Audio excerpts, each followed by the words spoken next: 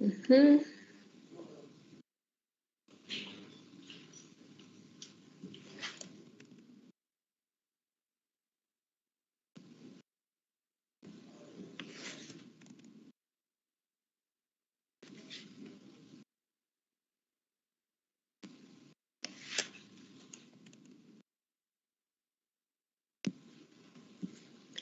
Ok.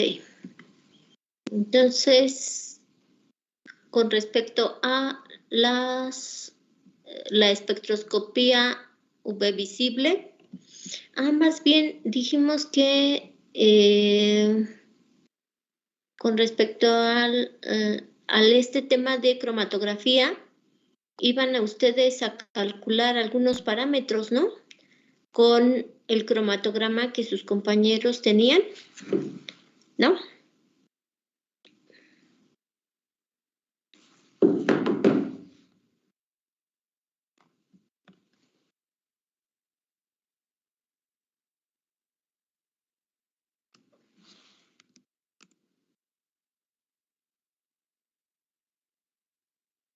Cromatografía.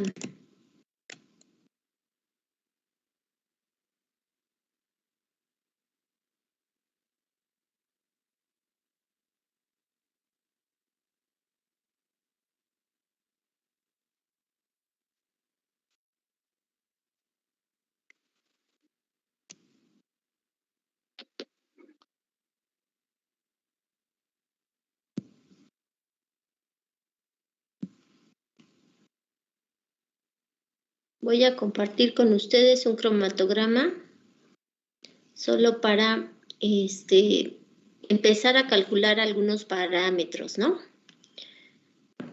Lo voy a colocar como una imagen aquí en el chat.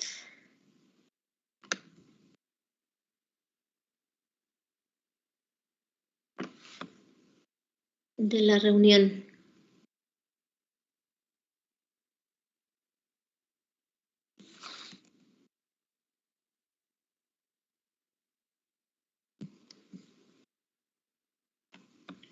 Hay un cromatograma, ya lo pueden visualizar. Sí, maestra. Ok. Evidentemente, dependiendo de sus equipos con los que estén trabajando, computadora, celular o tableta, pues hay que empezar a adquirir cierta experiencia. Hay un pico sombreado, ¿sale? Hay un pico sombreado o iluminado de color como, no sé, qué color es, como salmón, ¿no? Entonces, hay que determinar tiempo de retención de ese pico en específico, ¿sale? Tiempo de retención.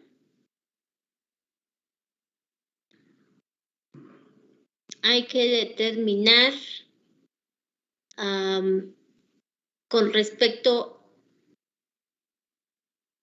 al primer pico, bueno, son 3 picos, ¿no? 1, 2 y 3 en esta secuencia, ¿se entiende? En esa secuencia, 1, 2 y 3, la resolución entre el pico 2 y el pico 3, por supuesto. El número de platos teóricos con respecto al pico número 3 o al pico sombreado.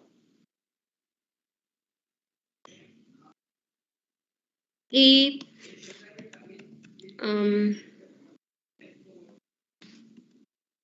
otra cosa. Y la altura del plato teórico. Y se tiene una columna de 15 centímetros de largo. ¿Se entiende?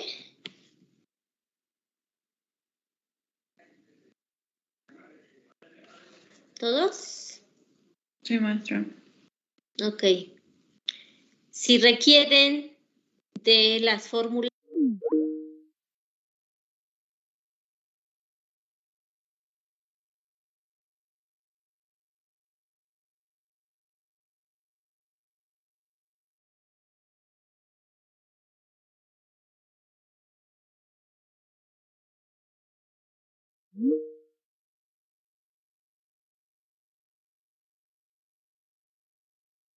lo que busco algunos otros ejemplos.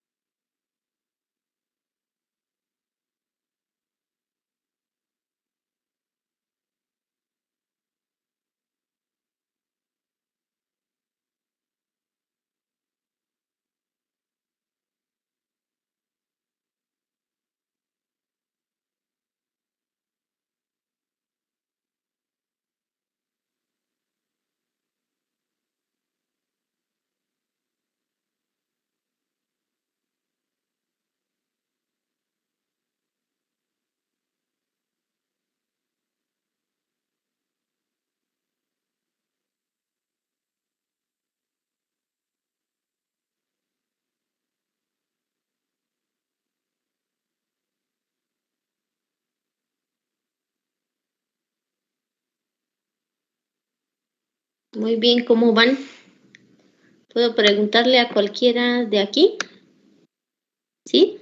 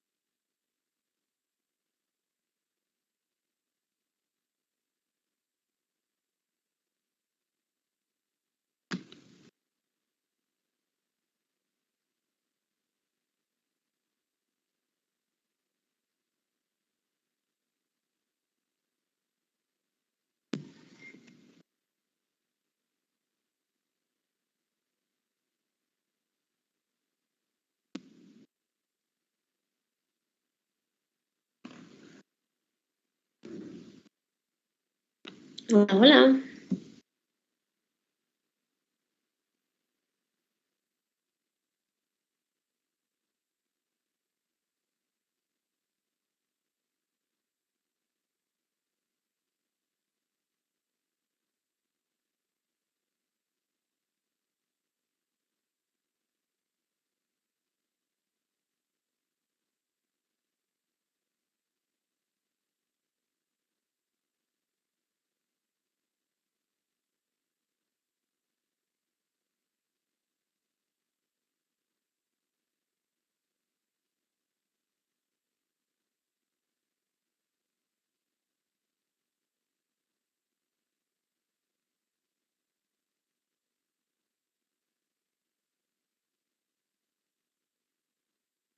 A ver.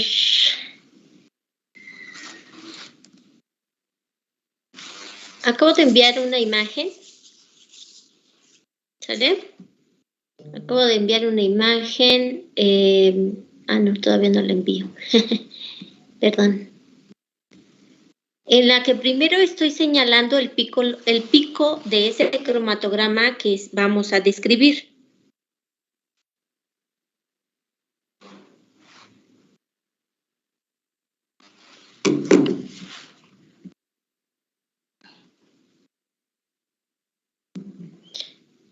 Primero,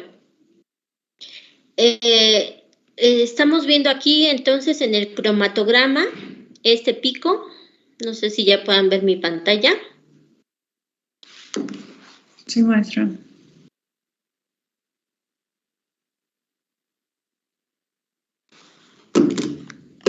Entonces, habíamos platicado que teníamos que describir, por ejemplo, el número de platos teóricos para este pico o determinarlos para este. Y para esto necesitamos un conjunto de datos. El primero que habíamos propuesto determinar es el tiempo de retención. Hay dos formas de expresar el tiempo de retención. Puede ser como tiempo de retención o como tiempo de retención corregido, ¿se acuerdan? ¿Qué diferencia hay entre uno y otro? Entre el tiempo de retención y el tiempo de retención corregido. ¿Cuál sería la diferencia o es lo mismo? Uno tiene aquí una tilde, ¿no? ¿Cómo determino de un cromatograma el tiempo de retención? Y si fuera el caso, ¿cuál sería el tiempo de retención corregido?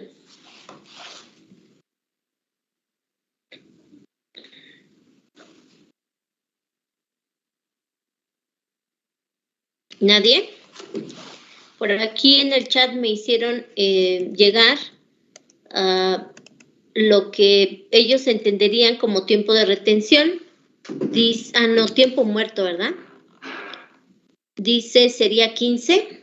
Eso implicaría, por ejemplo, que 15, aquí, esto es el 15, ¿no? El minuto 15. No, está en segundos. ¿Por qué interpretarían como 15 el tiempo muerto.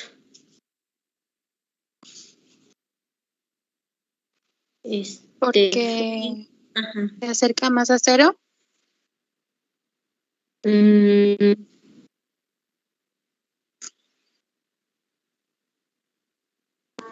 No sería porque, o sea, en vez de que se haga el pico hacia arriba, tiene como un pequeñito pico hacia abajo, como que disminuye para ya subir, ¿podría decirse así?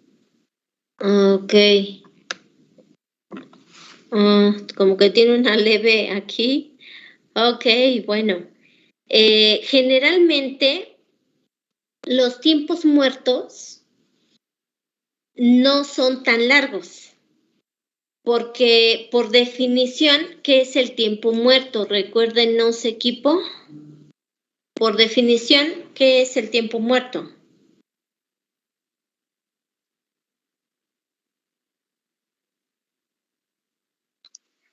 El tiempo muerto era el tiempo requerido para que la ilusión de un componente no retenido. Ok, entonces estamos hablando de un componente no retenido. Y un componente que no es retenido por la fase estacionaria se caracteriza por estar muy pegado, pero muy pegado al inicio de la inyección, al tiempo 0, ¿sale? O sea que no podríamos decir que tarda 15 minutos un compuesto que no se retiene en pasar por la columna cromatográfica. Para este cromatograma se podría decir que el tiempo muerto es igual al minuto 0. Si no fuera así, entonces efectivamente normalmente se ve como un aumento junto con una disminución en la señal del detector, ¿sale? No se ve tan pronunciado, esto sí ya es una separación, ¿sale? Pero entonces esto simplemente sería pues un defecto del cromatograma, pero podríamos interpretar para este caso que no hay tiempo muerto, ¿sale? Ahorita si no busco otro cromatograma que tenga tiempo muerto para que veamos la diferencia, ¿sale? Bueno, teniendo en cuenta entonces que no hay tiempo muerto, entonces vamos a hacerlo en función del tiempo de retención normal, no del tiempo de retención corregido. ¿Cuál sería el tiempo de retención para el tercer pico? Este sería el pico 1. Este sería el pico 2. Y este sería el tercer pico. Para este pico, para el tercer pico. Un aproximado, más o menos, de 27. Dice su compañera que el tiempo de retención sería de 27. ¿Los demás qué dicen?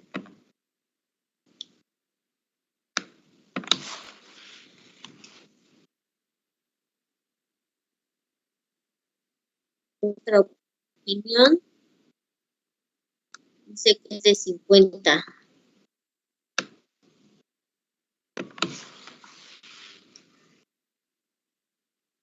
¿Qué implicaría 27? Si aquí está el 15, entre 15 y 30, sería aquí 20, y pues más o menos a la mitad, sería aquí 27. No alcancé a ver quién contestó esta respuesta de 27, pero más bien 27 sería para el pico 2. Y estamos viendo para el pico 3. ¿No? A lo mejor se malinterpretó. Vamos a borrar esto. Entonces, efectivamente, podríamos decir que el tiempo de retención, máximo, está aproximadamente en 50. Ya si queremos ser más precisos, y si tienen oportunidad, pues se imprime, ahí dividimos bien la escala para visualizar en qué tiempo exactamente está. Lo podemos dejar como de 50, ok. ¿Cómo es la fórmula para el cálculo del número de platos teóricos?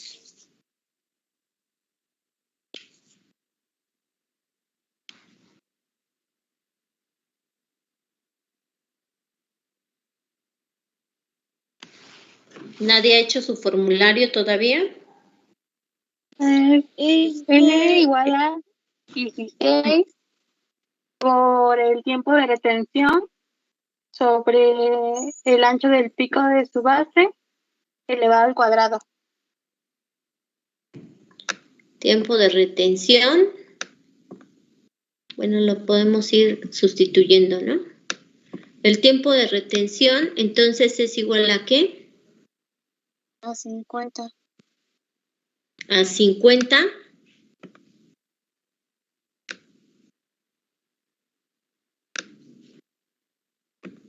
Y ahora necesito esto que se llama W sobre el ancho de la base del pico.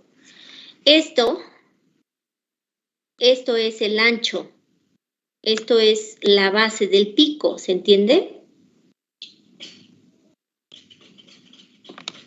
Entonces yo necesito saber cuánto es esta distancia. Yo había aquí colocado dos líneas y entonces nosotros podemos hacerlo en función del tiempo. Aquí vemos qué minuto será aquí y qué minuto será aquí. Nótese que a pesar de que oficialmente no es un triángulo, o este pico no generaría un triángulo que es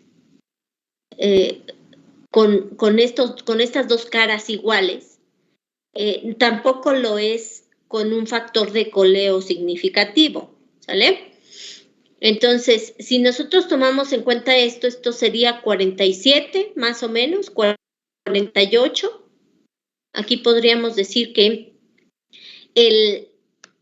este elemento o este analito empieza a salir al minuto 48, por ejemplo. El detector ya lo está captando al minuto 48 y termina de salir de la columna al minuto 62, ¿no? ¿Qué dicen ustedes?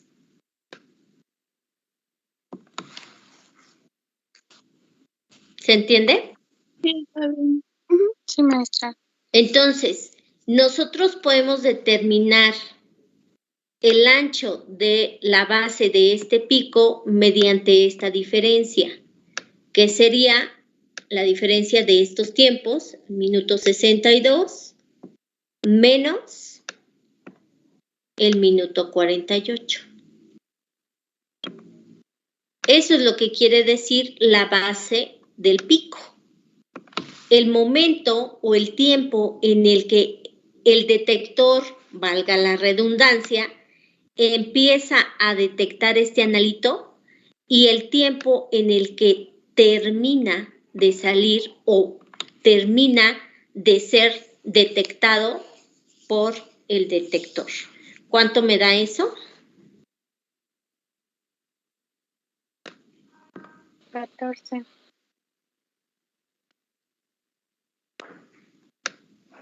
Ay.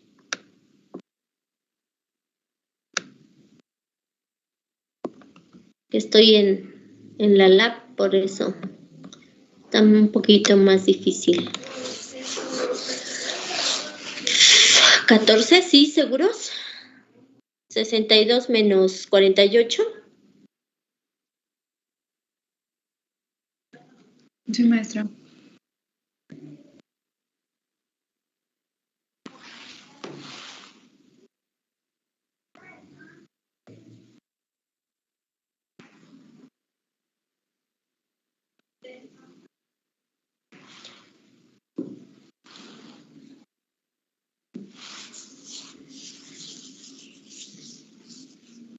Me falta aquí en la fórmula 1 al cuadrado. Todo esto va al cuadrado, ¿cierto? Sí, maestra. Entonces, el número de platos teóricos es igual a ¿cuánto? A mí me dio 204. ¿A los demás? Sí, está bien. Y bueno, Maestra, tengo una duda. sí, Por ejemplo, al aplicar esa fórmula, si nos da un número con punto decimal y algo más, ¿se redondea hacia arriba o hacia abajo? pues vamos a aplicar el redondeo cuando es punto 6, por ejemplo, hacia arriba, y cuando Ok. es punto 4 hacia abajo, ¿no? Desde punto 5. Sí. Ujú. Y en términos generales, el número de platos teóricos me dice, como cualquier proceso separativo en el que implica una columna, esto es aplicable también en destilación, ¿verdad? También se determina el número de platos teóricos, que en realidad lo que nosotros estamos determinando es el número de interacciones que existen entre la fase estacionaria, el soluto y la fase móvil, ¿no? Entonces, nosotros tenemos este número de interacciones para este estudio cromatográfico. ¿Cómo determino la altura de cada plato teórico? Voy a poner a la izquierda. ¿Cómo determino la altura de los platos teóricos? Generalmente, para cromatografía, se ocupa la letra H para la altura del plato teórico. ¿Es igual a qué? A ver ahí el equipo que expuso, por favor.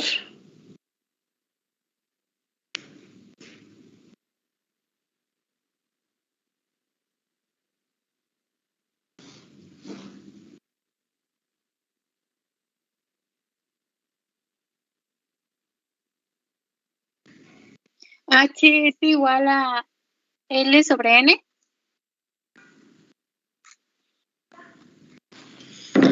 L sobre N. ¿Qué es L? ¿Y qué es Es N? la longitud de la columna y N es el número de platos. Entonces, hace ratito propusimos que esta columna tiene 15 centímetros. Generalmente la altura de la columna se da en centímetros. Y el número de platos teóricos es igual a 204, ¿no? Entonces, la altura de cada plato teórico es igual a ¿cuánto? 0.07.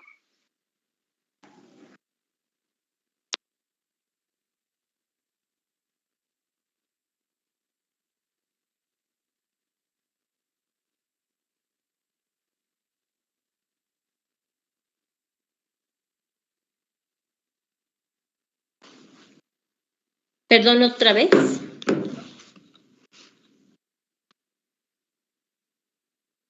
0.07. ¿Tendrá unidades?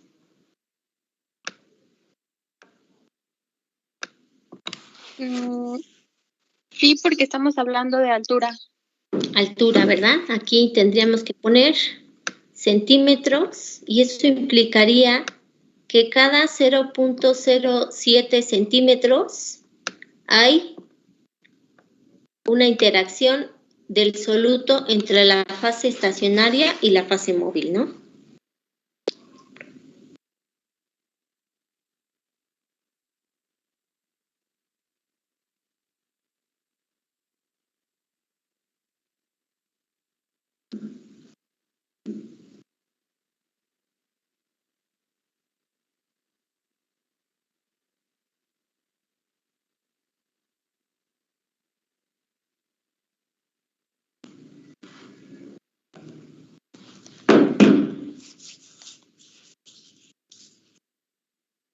Muy bien.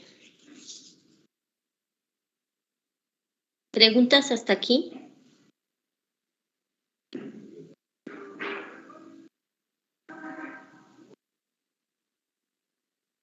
Yo no entendí de dónde salió L. O sea, es un dato que estamos Que yo les imaginando. di. Ah, ok, gracias. Ajá. El enunciado, aunque aquí no lo escribí, el enunciado de algún problema debe de decir la longitud de la columna. Y en este caso yo propuse que fuera de 15 centímetros. Pude haber propuesto que sea más grande, más pequeña, 20, 25 centímetros, ¿sale? Las columnas suelen ser de 5 hasta 30 centímetros de longitud, ¿sale? Voy a dejar de compartir. Gracias. Y aquí,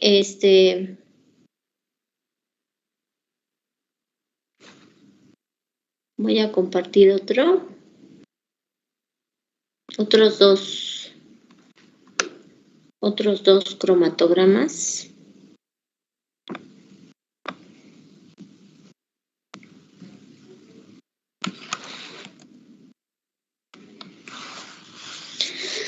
Primero, ¿cómo podrían describir este cromatograma? ¿Ya lo vieron?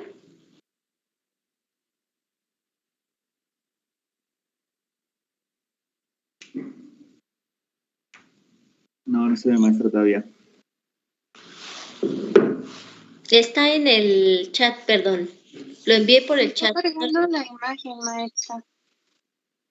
Ok.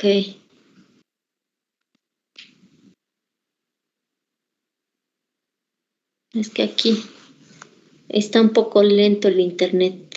Me dicen, por favor, cuando ya lo puedan ver.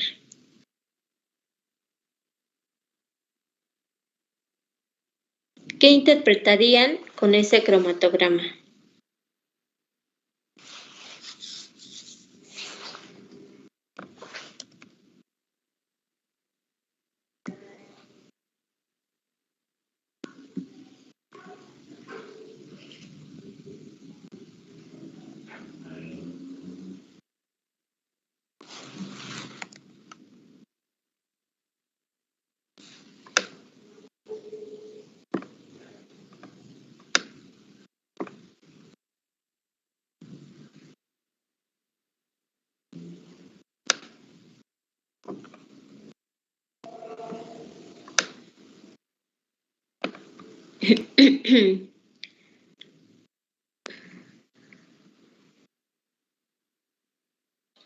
Pues yo lo que veo es que en el primer pico se tiene 1, 2, 3, 4, se representan como 4 en el mismo pico, ¿no? Y en el segundo igual está 5, 6 y 7. Efectivamente, ahí se podría interpretar que en un solo pico en realidad no hay una separación completa, solo se pueden separar pues el pico 8, ¿no? Se podría separar el pico 8.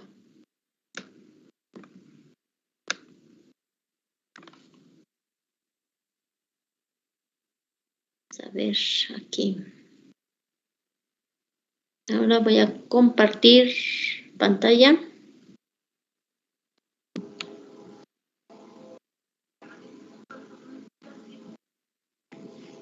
Es este mismo, ¿sale? Y efectivamente, en este primer pico, ¿sí se ve mi cursor? Se sabe que se tienen en total 8 muestras, 8 analitos, ¿sale? Todos estos analitos, dice bajo contexto, se sabe que todos estos analitos son compuestos aromáticos, ¿sale?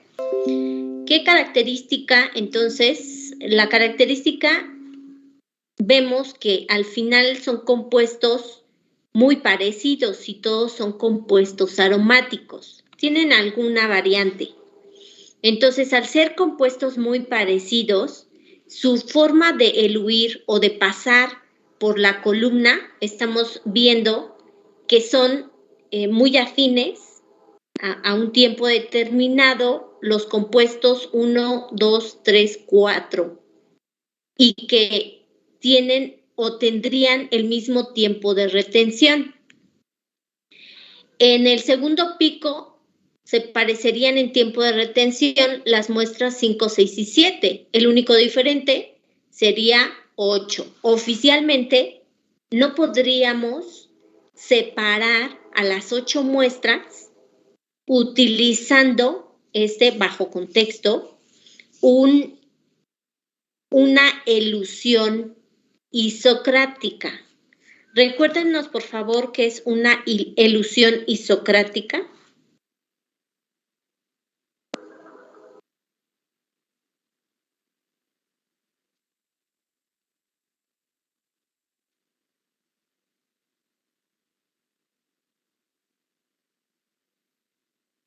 ¿De qué?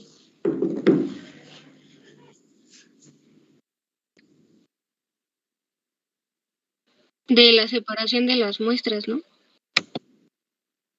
A ver, las muestras son diferentes, tienen diferente naturaleza, aunque todos tienen por lo menos un anillo bencénico. A lo mejor alguna tiene 2 anillos bencénicos, o alguno, aunque tiene un solo anillo bencénico, tiene una amina, otro tiene un ácido carboxílico, no sé. Pero todas estas muestras tienen un anillo bencénico. O varios. Son aromáticos, todos. ¿Vale? ¿Qué es una elusión isocrática? Nuevamente.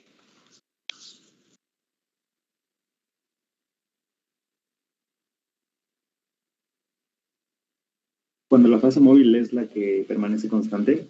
Cuando la fase móvil permanece constante. Aquí nosotros lo podemos visualizar en el siguiente cromatograma, en el que nos están describiendo que parte de esa fase móvil está compuesta de 2 componentes. Uno es acetonitrilo, que es esta fórmula. Esta fórmula es acetonitrilo al 30% y agua, o sea, el 70% es agua, ¿sale? Y en esta se tiene un 90% de agua y un 10% de acetonitrilo. Durante todo el tiempo de corrida de cromatografía para este tipo, el 90% es de agua y el 10% es de acetonitrilo, todos los minutos. Ahora, en esta otra figura, en la que ya se ven definidos los picos, 1, 2, 3, 4, 5, y luego, bueno, es que aquí me estorba lo voy a poner donde a mí no me estorbe, 6, 7 y 8, ya se alcanzan a ver completamente separados estos componentes. ¿Qué me dice la gráfica de arriba? El proceso de gradiente que yo estoy llevando a través del tiempo en el que se están separando los compuestos. ¿Qué quiere decir? Que desde el minuto 0 hasta aproximadamente el minuto 7, 8, aquí, ¿se ve, jóvenes? Y este sería 8, 9 y 10, ¿verdad?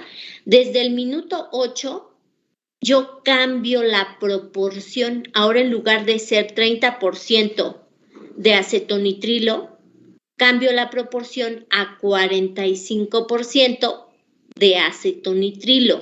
Si estoy combinando acetonitrilo,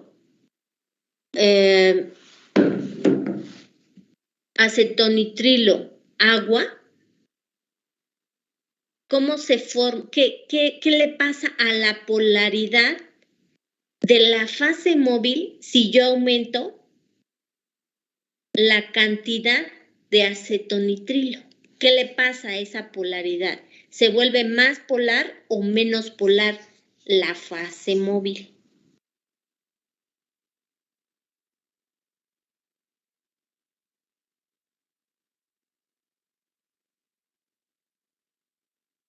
¿Quién es más polar, el agua o el acetonitrilo?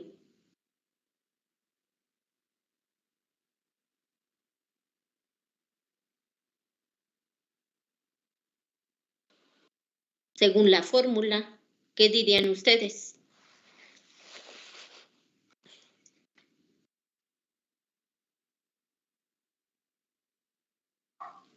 Yo creo que el agua es más polar, ¿no, maestra? El agua es más polar que el acetonitrilo. Acuérdense que una vez que nosotros tenemos cadenas hidrocarbonadas, como en este caso el metilo, le da a esta estructura alta polaridad. Quedamos en que vamos a investigar la polaridad de los grupos funcionales y los grupos metilos suelen ser muy, muy polares, ¿sale? Entonces el acetonitrilo es un compuesto orgánico altamente no polar.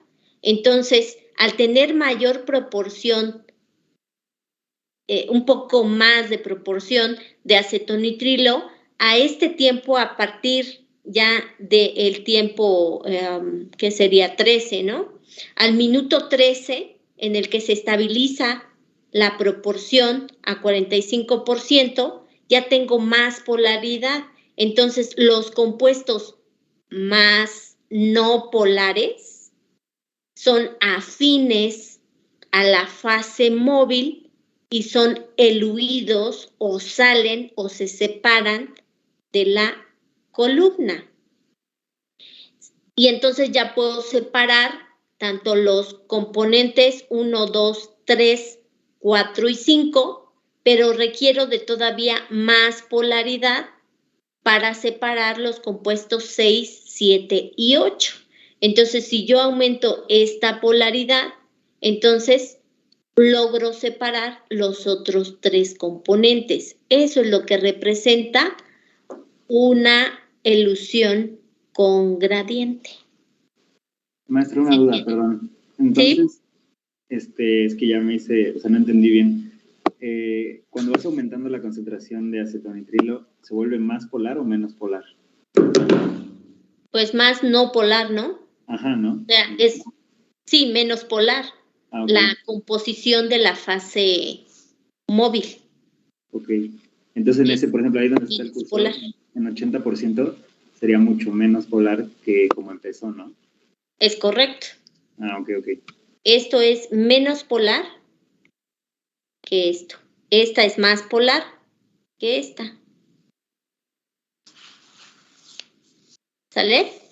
Y es una manera, porque si nosotros vemos en una elusión isocrática que solo estamos seguros de que hay 8 componentes en una muestra y solo vemos 3 picos, pues entonces la proporción que yo estoy sugiriendo de la fase móvil puede que no sea la correcta. Entonces modifico mi fase móvil. Esta es la ventaja de trabajar con una cromatografía del tipo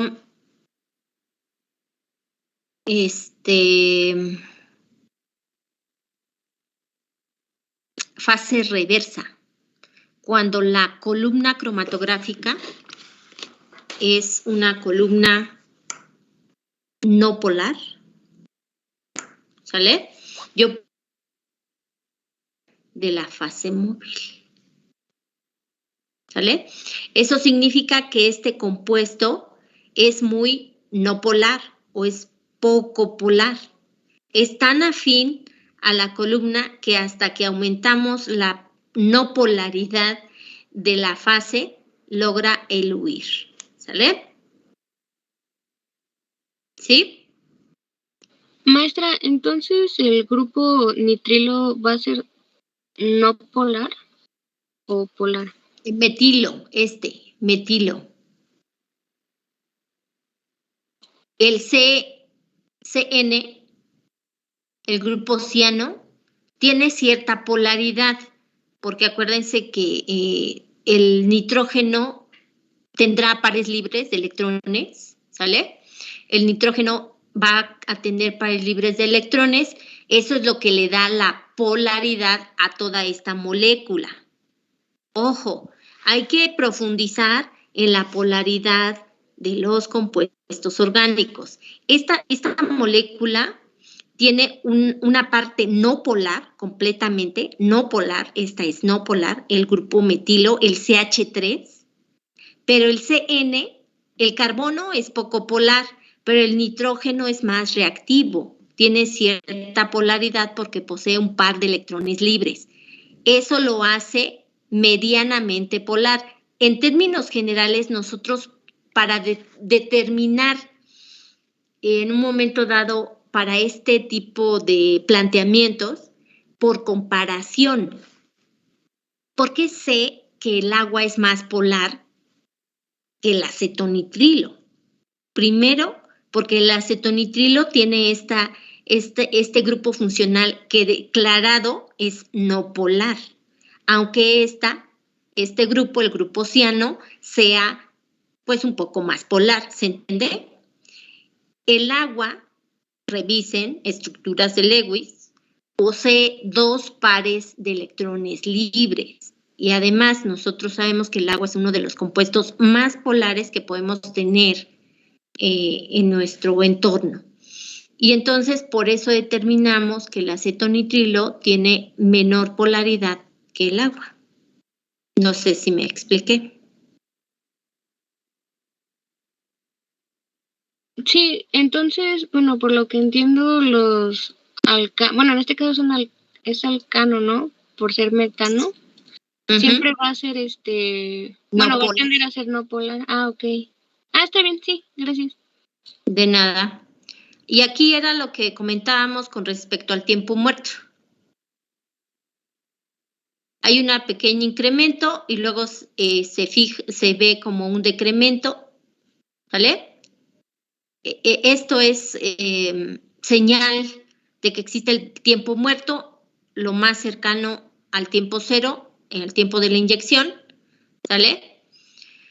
Por eso decíamos que no necesariamente ese decremento de la línea base va a ser señal de un tiempo muerto, ¿sale?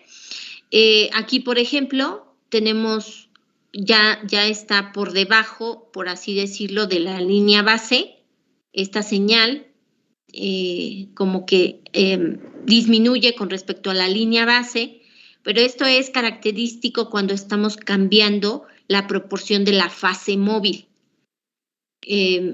No se logra mantener la línea base, aquí lo vemos otra vez, la línea base no se mantiene tan recta como nosotros hubiéramos querido. Muy bien, podríamos saber, porque se nos está diciendo que la señal del detector es una absorbancia a 220 nanómetros, el tipo de detector que se utilizó para esta determinación. ¿Qué dicen ustedes?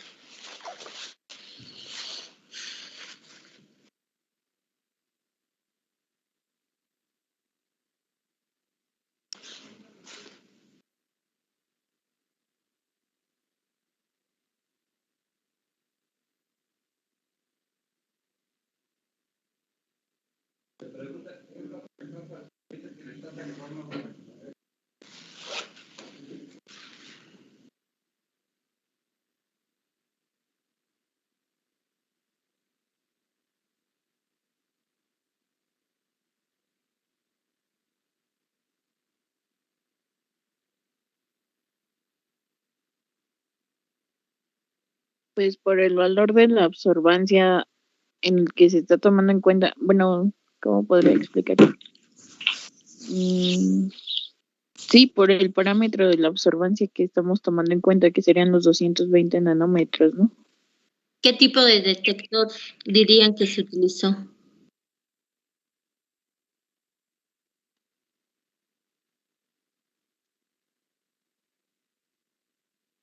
¿Dieron lo de tipos de detectores?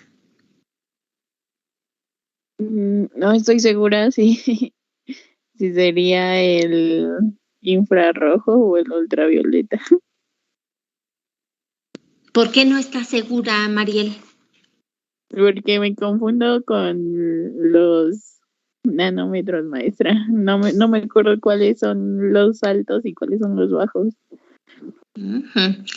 Pues tienen de aquí al martes, ¿no? Que vamos a hacer el examen para estar seguros. Era Carla. el ultravioleta, ¿no? Ok, entonces tenemos un detector que es ultravioleta. ¿Y qué es lo que me está dando? La absorbancia de las muestras.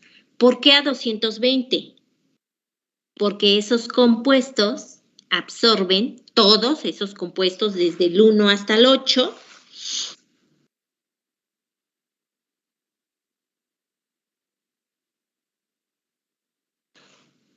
¿sale? Todos esos compuestos absorben a esa longitud de onda. ¿Sale? Sí, maestra. Muy bien. No sé los demás. ¿Hay preguntas?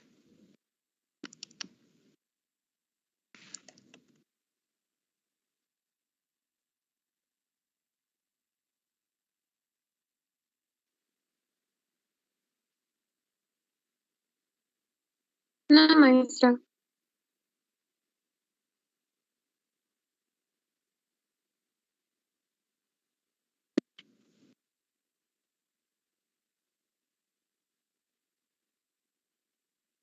Ok.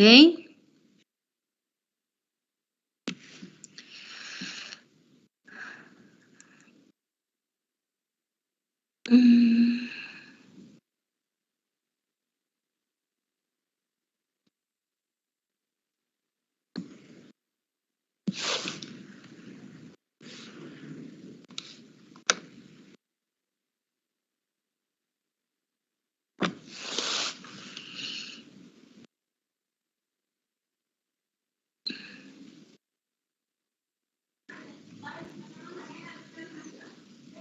La versatilidad que se tienen de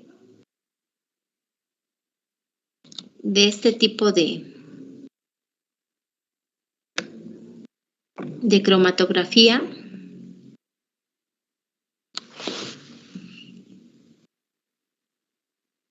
Por ejemplo,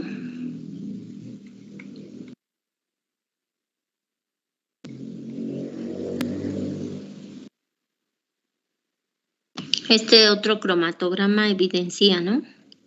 Vean, este compuesto es muy parecido a este y a este y a este compuesto. ¿Sale? De tal manera que nosotros podemos ajustar con diferentes proporciones de la fase móvil, podemos aumentar o disminuir la proporción de la fase móvil, de tal manera que compuestos tan similares puedan ser separados por cromatografía. ¿Eso de qué va a depender? Pues del tipo de analito que yo quiera separar. Yo seguramente aquí necesito una fase estacionaria, fase reversa, completamente no polar o de muy baja polaridad para poder eluir compuestos tan semejantes y recurrir a la fase móvil con gradiente para lograr separar compuestos tan similares. ¿Sale? Por eso, si alguno de ustedes empieza a hacer cromatografía de HPLC, lo primero que le van a preguntar es, ¿qué va a separar? ¿Qué vas a separar? Y entonces ahí van a empezar a ofrecerles, si vas a separar fenoles, entonces requieres una columna fase reversa, Sorbex C18, de tantos platos teóricos, y después les van a decir, pues como son fenoles, requieres la región ultravioleta, y entonces, pues vas a necesitar un detector de absorbancia ultravioleta, ¿no? Y a partir de ahí, ¿qué presiones vas a manejar? En HPLC por arriba de 150 atmósferas, entonces requieres una bomba neumática de pistón con tal flujo, por ejemplo, ¿no?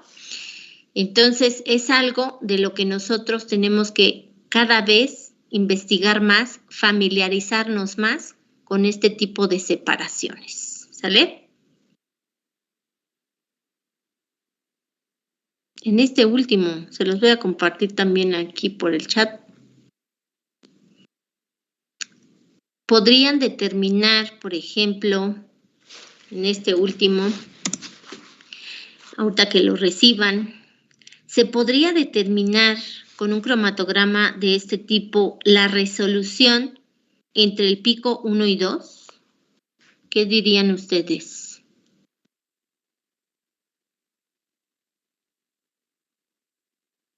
¿Se podría determinar la resolución entre el pico 1 y 2?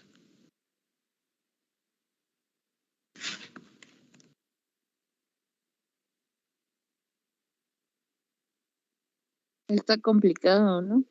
Medio difícil, ¿no? Pero si les dan los tiempos, si en una hoja aparte les dan los tiempos en el que entra y sale cada uno de los picos, ¿se podría? Sí, con los tiempos sí. ¿Sale? Muy bien. Ahorita ando buscando un cromatograma más real.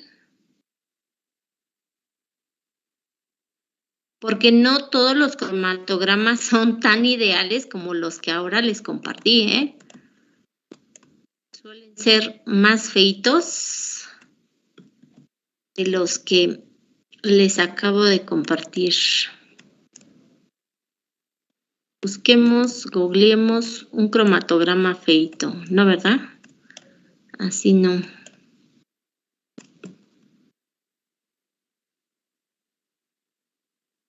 Son muy ideales estos cromatogramas.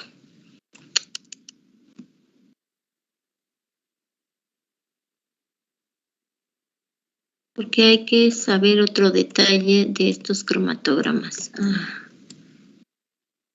Aquí está. Bueno, está casi ideal, pero puede que nos funcione.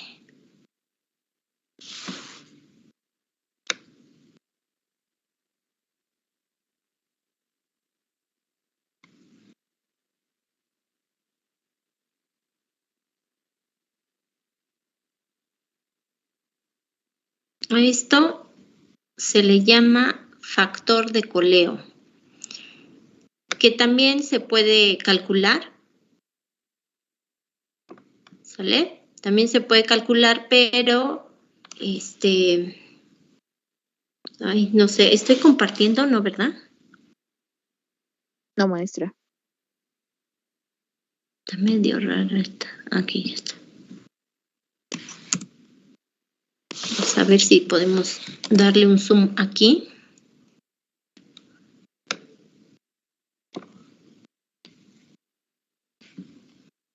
Voy a compartir nuevamente.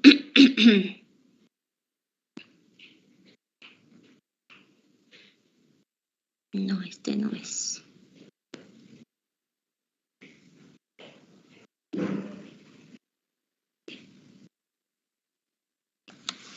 Aquí para que se vea mejor.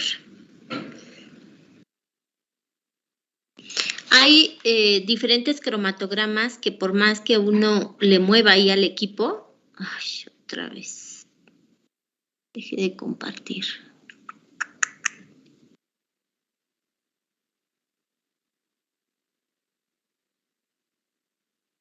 Siempre presentarán esta situación en la que ustedes pueden visualizar aquí, si quisiéramos trazar un triángulo así bien oficial. Ay, es que está medio difícil aquí, ¿no? ¿Sí se ve? Esto nosotros podríamos decir que es W, o que debería corresponder a W.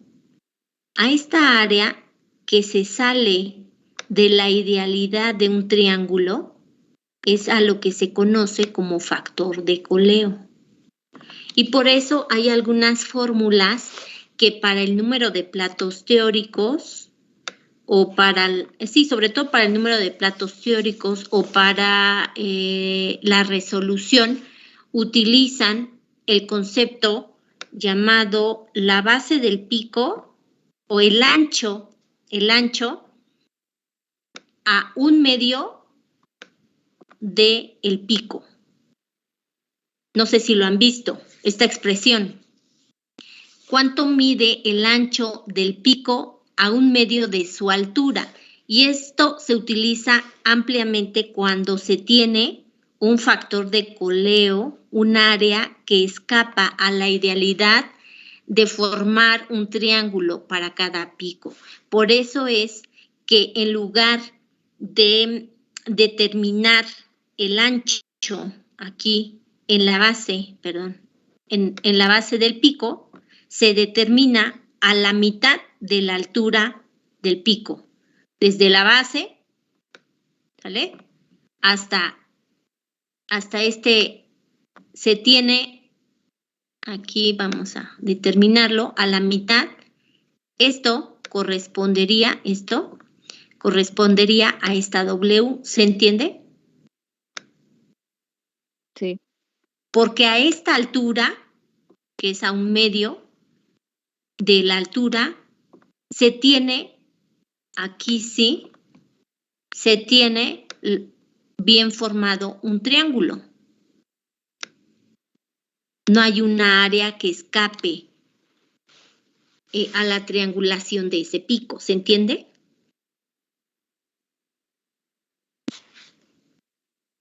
Es en esos casos en los que se utiliza este parámetro.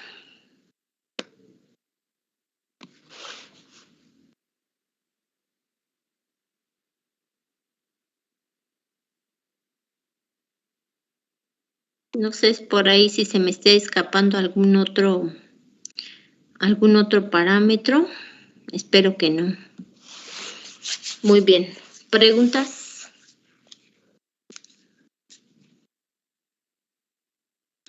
Todo bien, maestra. Voy a buscar ahí un caso real para que lo lean y lo analicen a profundidad, ¿sale? Voy a ver si ahorita lo encuentro, en el que se detalla el tipo de fase estacionaria, el tipo de fase móvil, el tipo de detector que se está utilizando, como un caso real, ¿sale? Lo leen y prácticamente como los de la primaria, ¿no? Me hacen un resumen identificando todos estos detalles, fase estacionaria, fase móvil, de tipo de detector,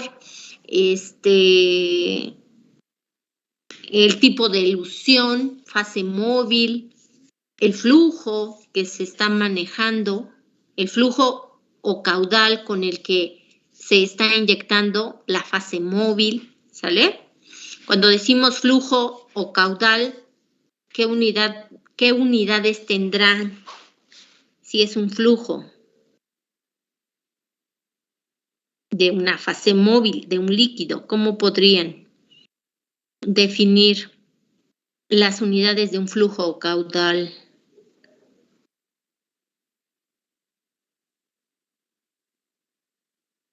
Sería litros sobre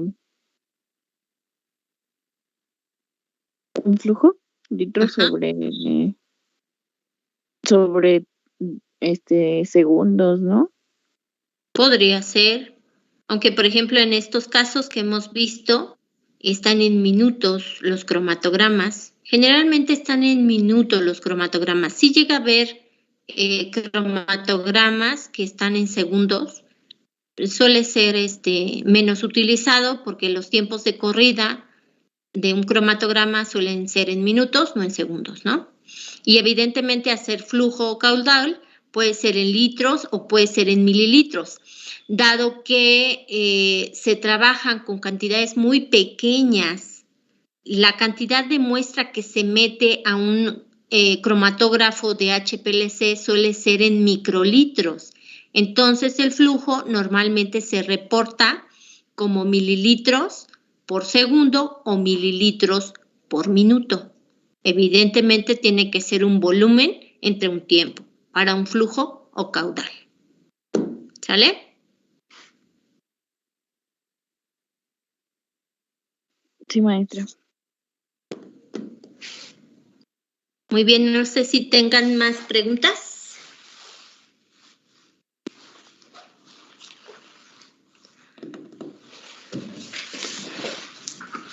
Todo bien, maestra, gracias. Ok. Muy bien, pues si no hay preguntas, entonces estaré pendiente por ahí si tienen alguna otra pregunta. El día viernes les haré llegar sus preguntas para que las puedan analizar con calma. Hay que empezar a estudiar para el examen del próximo martes. Para el martes, evidentemente, tenemos que abrir cámara. Por favor, jóvenes, revisen sus equipos. Sí, si no hay maestra. más preguntas, entonces nos estamos viendo y o escuchando dentro de 8 días, martes. Gracias, maestra. Gracias, hasta luego. Que Sí, estén maestra, bien, gracias. jóvenes. Hasta luego. Igualmente.